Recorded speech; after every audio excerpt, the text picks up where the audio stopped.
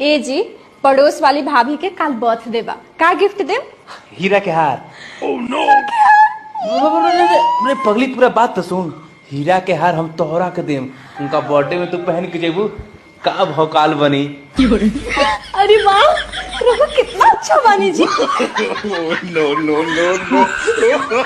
जान तरु, बियाह से पहले जब हम तारा के ना देखत रहनू तो हमरा दिल में दर्द होत रहे, और अब तो हमरा कपार में दर्द होला तारा के देख के। बात बात पे झगड़ा कर लू, पता ना के तारा के देखे गोल रहे।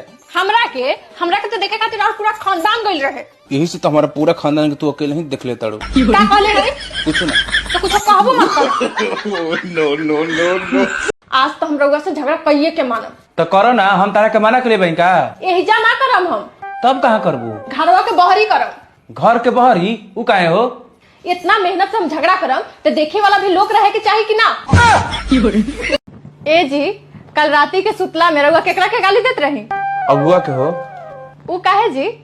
शादी से पहले कहत रहे कि लड़की गाय या गाय, इना बते रहे कि लात मारे वाली गाय ही है। अभी लात मार के दिखाओ तनी।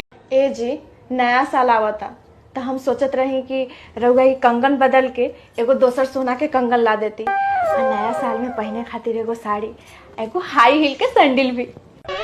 तार फरमाइश सुन के ना हमार तो मन करता कि नया साल में तोहरे के बदल दी।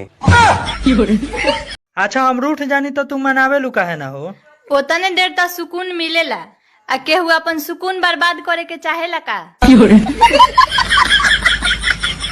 मुझे पता था तुम एक दिन जरूर आओगी और एक ही बात बोलोगी। कल हमरा लड़का के छठियार बा, खाए आ जइह।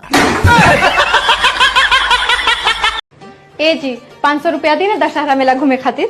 500 रुपए में तू दशहरा मेला घूम लेबू? वाह, तू कितना अच्छा बाड़ू। ऐसा कोनो बात नहीं है, 2000 रुपया तो हम पहले ही राउंड पॉकेट से निकाल ले बानी। सुनो, तेरा कल मेला घुमा लिया चलम। आज रात ही से ना मेकअप करे शुरू कर दिया। वो का है जी? अब तोरा मेकअप करे में तो 8-10 घंटा लग जाला। जब देखो तब हमर मेकअप के पीछे पड़ल रहेला। ए जी, जब हम ना रहनी तब राउर कपार के दबावत रहे? तब हमार कपार में दर्द ना होत रहे।